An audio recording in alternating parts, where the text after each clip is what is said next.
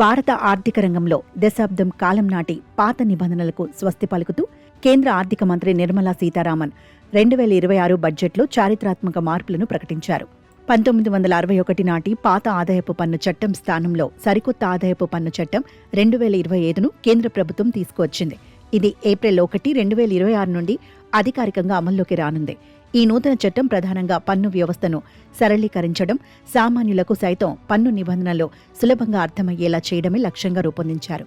దాదాపు 64 ఏళ్ల సుదీర్ఘ నిరీక్షణ తర్వాత వచ్చిన ఈ మార్పులు పన్ను చెల్లింపుదారుల ఇబ్బందులను గణనీయంగా తగ్గిస్తాయని ఆర్థిక నిపుణులు భావిస్తున్నారు.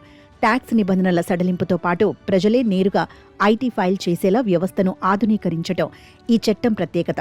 విదేశీ ఆస్తుల ప్రకటనకు వన్ టైం స్కీమ్ తీసుకురావడం ద్వారా పారదర్శకతను పెంచేందుకు ప్రభుత్వం మొగ్గు చూపింది.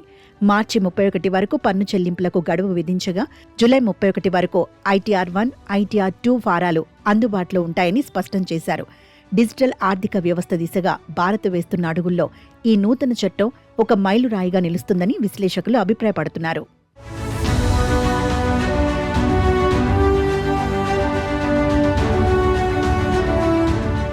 ఈ కొత్త చట్టం ప్రధానంగా సంక్లిష్టతను తొలగించి స్పష్టతను తీసుకురావడంలో కీలక పాత్ర పోషించనుంది. గతంలో ఉన్న 819 సెకండ్లను ప్రభుత్వం 536కు తగ్గించింది. దీనివల్ల చట్టంలోని గందరగోళం తొలగిపోయి పన్ను చెల్లింపుదారులకు గొప్ప ఉపశమనం లభిస్తుంది. అలాగే 47 అధ్యాయాలను 23కు కుదించడం ద్వారా చట్టాన్ని మరింత పగడ్బందీగా వినియోగదారులకు అనుకూలంగా మార్చారు. సుదీర్ఘమైన వివరణల స్థానంలో 39 పట్టికలు, 40 ఫార్ములాలను ప్రవేశపెట్టడం ద్వారా పన్ను లెక్కించే ప్రక్రియను శాస్త్రీయంగా మార్చారు. అతి ముఖ్యంగా ఫైనాన్షియల్ ఇయర్, అసెస్మెంట్ ఇయర్ అనే 2 వేర్వేరు సంవత్సరాల గందరగోళానికి ప్రభుత్వం స్వస్తి పలికింది.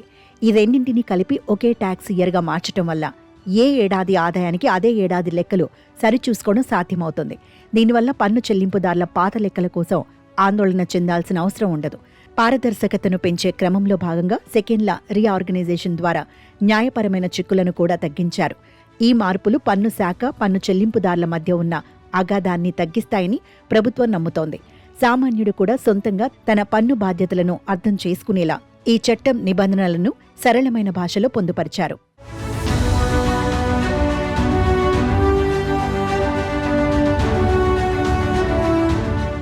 సాంకేతికతను వాడుకోవడంలో కూడా ఈ కొత్త చట్టం సరికొత్త ఒరవడిని సృష్టించింది. ముఖ్యంగా ITR ఫారాల విషయంలో విప్లవాత్మక మార్పులు వచ్చాయి. ఇకపై పన్ను చెల్లింపుదారులు గంటల తరబడి ఫారాలు నింపాల్సిన అవసరం లేకుండా ప్రీ ఫిల్డ్ ఫారమ్స్ విధానాన్ని ప్రవేశపెట్టారు.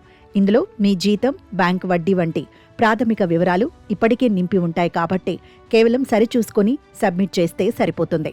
పన్ను నోటీసుల జారీ, అప్పీళ్ల ప్రక్రియల్లో వేగాన్ని పెంచడానికి ఆర్టిఫిషియల్ ఇంటెలిజెన్స్ AI సాంకేతికతను ఉపయోగించడం ఈ చట్టం హైలైట్. దీనివల్ల అవినీతికి ఆస్కారం లేకుండా అత్యంత పారదర్శకంగా పన్ను వ్యవహారాలు సాగుతాయని నిర్మలా సీతారామన్ హామీ ఇచ్చారు. మధ్యతరగతి ప్రజలకు, చిన్న వ్యాపారులకు ఈ సాంకేతిక సహాయం ఒక వరంలా మారనుంది. విదేశీ ఆస్తులను కలిగిన వారు తమ వివరాలను వెల్లడించేందుకు ఇచ్చిన వన్ టైం అవకాశం ద్వారా బ్లాక్ మనీ నియంత్రణపై కూడా ప్రభుత్వం దృష్టి సారించింది. మొత్తంగా చూస్తే ఆదాయపు పన్ను చట్టం 2025 భారతదేశ పన్ను చరిత్రలో ఒక సరికొత్త అధ్యాయాన్ని ప్రారంభించింది.